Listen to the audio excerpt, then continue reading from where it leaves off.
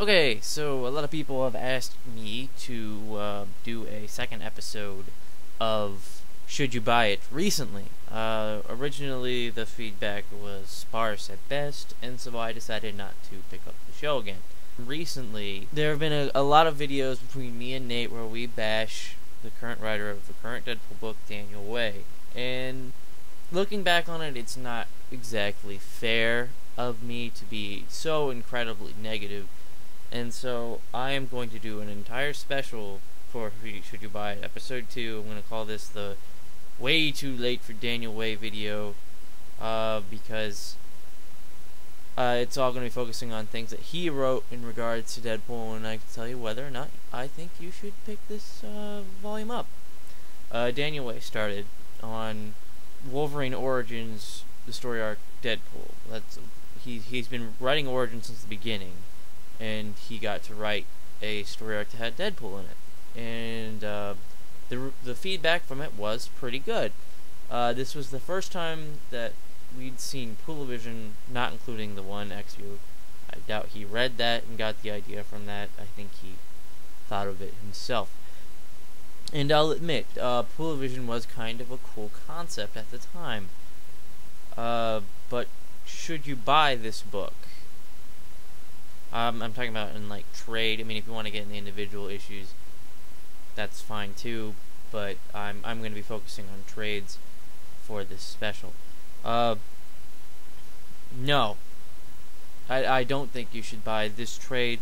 The art is disgusting. I don't like this artist. This artist also has done things on, like, Punisher and other books, and everybody looks exactly the same.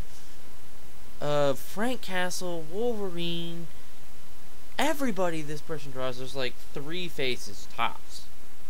And he did Cable for a little bit, and it's just disgusting how they all look exactly the same.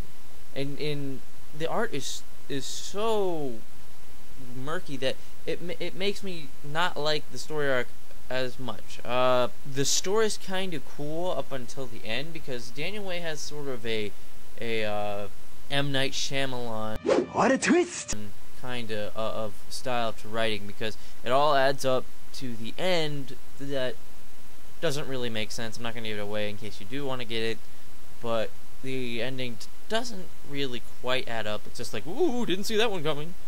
So I'd pass on the first volume, or no, the Wolverine Origins volume Deadpool story arc. So the feedback was actually pretty good. Some people seem to like it, especially for a Wolverine Origins book, because Wolverine Origins wasn't getting good reviews at all, and still isn't. It's a pretty meh at best book. And so I guess they decided to give Daniel Way reign on picking up the Deadpool book that they were going to start for this year, or last year I should say now. And so it starts off with Deadpool and the Skrulls, and it's a Secret Invasion tie-in, and so we come to the first volume of the new Deadpool ongoing. He's fighting the Skrulls, and he's fighting these zombie things in Europe. Should you buy the first trade of this book? Yes, I'd say so. It's an interesting trade, and it's an interesting 2 story arcs. The second story arc is lacking a little. The first story arc is better. He does sort of weave in the Poolavision style, and it's still interesting. And so it's kind of cool to see how he uses it in this story arc, meaning the Skrull story arc. And I enjoyed reading it.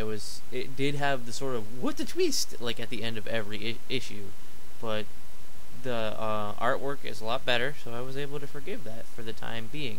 Paco Medina's art is very, very good.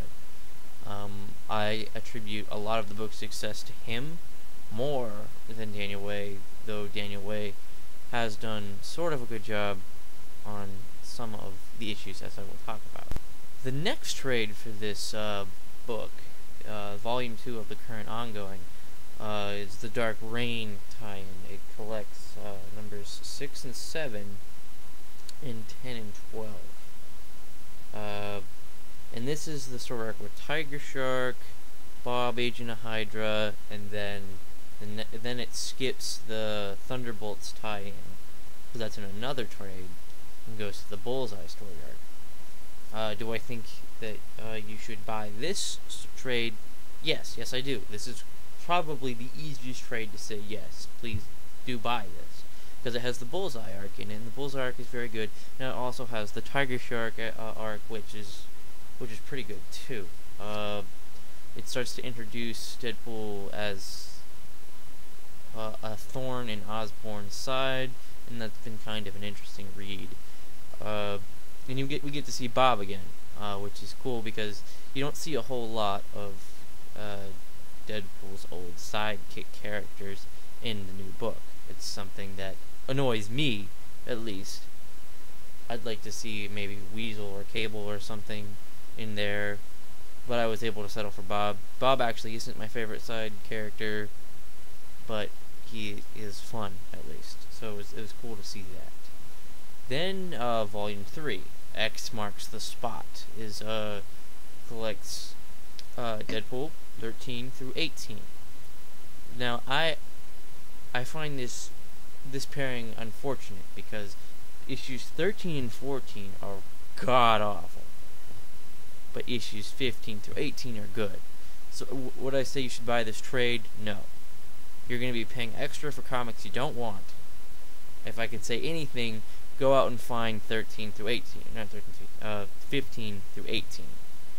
Or if you don't have enough money for that, just get 15. 15 is easily one of the best Deadpool books I've read in years. And if Deadpool could, or if Daniel Way can write more books like this, I would have complete faith in him to make the book better. Because maybe even since Joe Kelly, this is the best book I've read.